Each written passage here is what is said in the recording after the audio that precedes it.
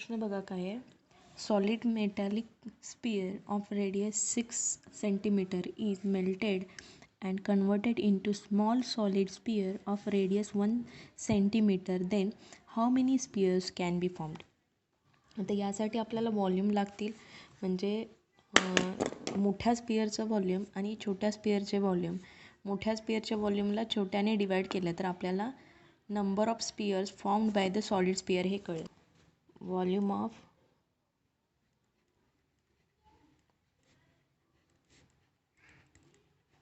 Big sphere upon volume of small sphere, which is equal to number of spheres formed. Okay, so आपण व्हॉल्यूमचं सूत्र मी लिहून ठेवले. Formula 4/3 pi r cube upon 4/3 pi r cube, which is equal to number of spheres. So 4/3 आणि 4/3 हे common आहे, त्यामुळे cancel out होईल. पाय 1 जा पाय. सो बिग R1 म्हणूया आपण याला, big R. So R cube upon R cube. So मोठ्या स्पियरचा रेडियस आहे 6 cm. सो 6चा क्यूब अपॉन छोट्या स्पियरचा रेडियस आहे 1 cm.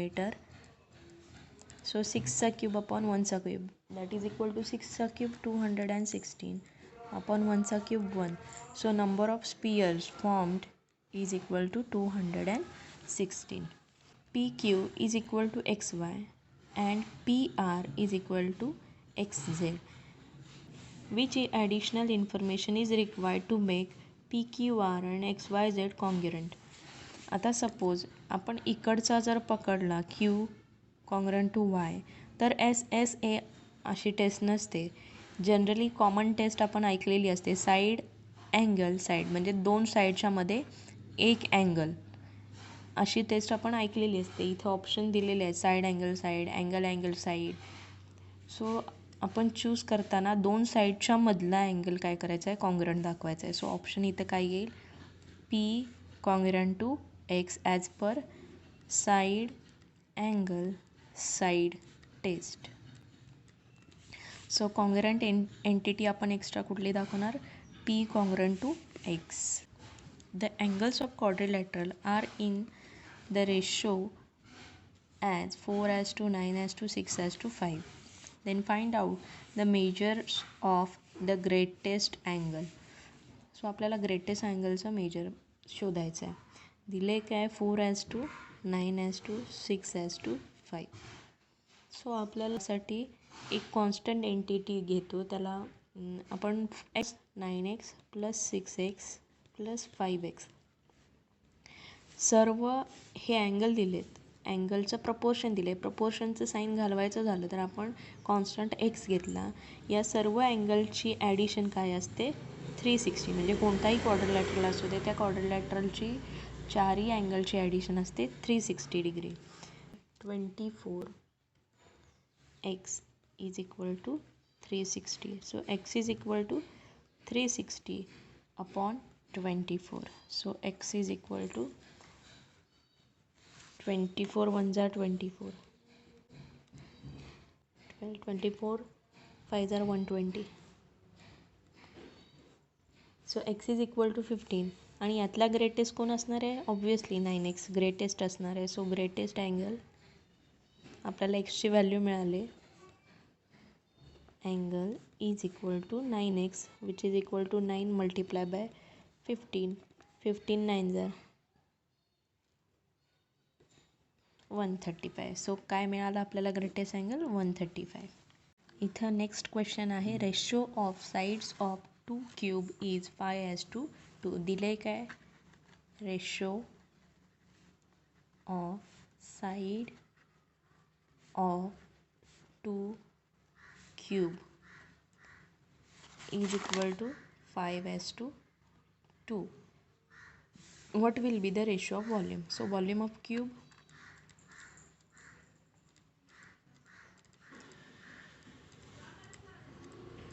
is equal to साईडचा cube, so S cube.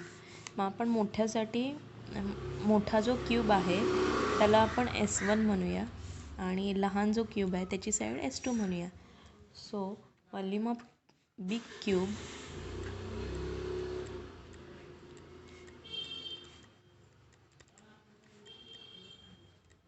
Upon volume of small cube, which is equal to S1 cube upon S2 cube.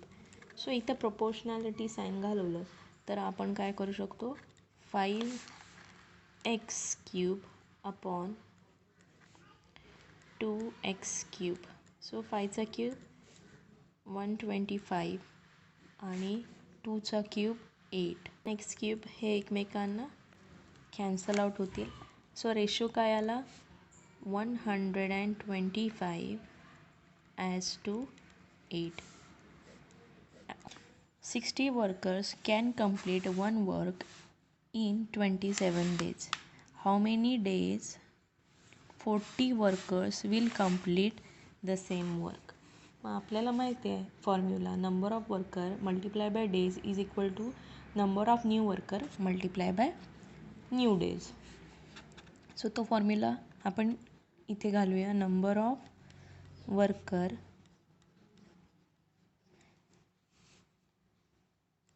Multiply by days is equal to number of new worker. New म्हणजे काय की नवीन माहिती जी दिली आहे ती इथं घालायची आहे आणि आधी दिलेली जी माहिती आहे 60 वर्कर ती माहिती इथे घालायची आहे. New worker multiply by days. So काय येईल बघा, 60 वर्कर्सना डेज किती लागतात, 27. मग त्यांनी विचारले 40 वर्कर्सला डेज किती लागतील. सो तेच आपल्याला काढायचं आहे. So 60 multiply by 27 upon 40 which is equal two days.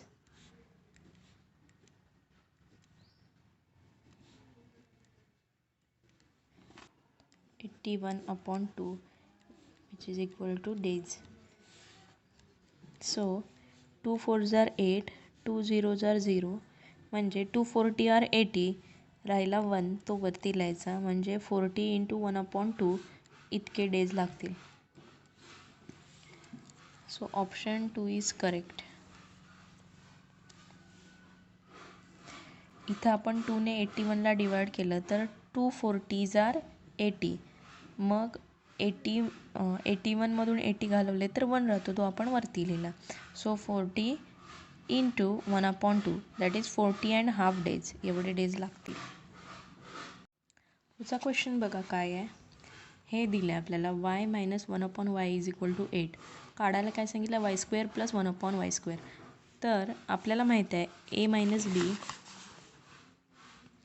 Bracket square is equal to a square minus 2ab plus b square.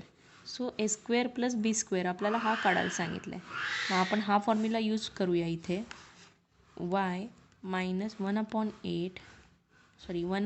1 ब्रॅकेटचा स्क्वेअर इज इक्वल टू 8चा स्क्वेअर. सो हे जे दिलं आहे याचा आपण स्क्वेअर करूया. So y square minus 2 into y into 1 upon y plus 1 upon वायचा square which is equal to 64. इथे वाय न्यूमरेटर आणि वाय डिनॉमिनेटर एकमेकांना कॅन्सल आउट होतील. So y square minus 2 plus 1 upon y square is equal to 64. मग आपल्याला काय पाहिजे, y square plus 1 upon y square. So y square plus 1 upon y square is equal to 64.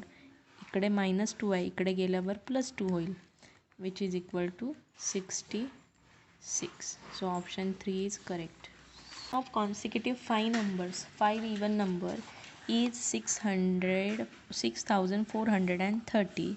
Then what is the difference between least and greatest number? हे एक trick आहे की 5 - 1 multiply by 2. So difference between formula आहे difference between biggest and smallest number is equal to biggest one कुठला असणार आहे 5th one minus smallest one that is first number आणि सर्व नंबरमध्ये फरक कितीचा असणार आहे 2चा. So common difference 2 which is equal to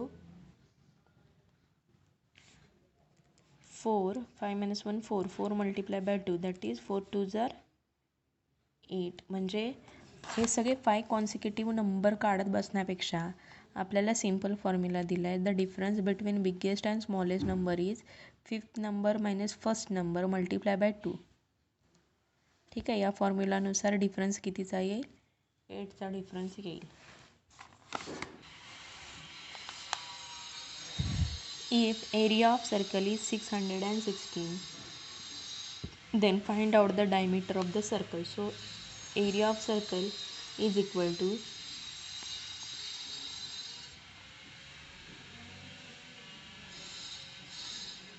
pi r square. Area किती दिला आहे 616 which is equal to pi पायच्या जागी आपण 22/7 मल्टिप्लाय बाय आर स्क्वेअर.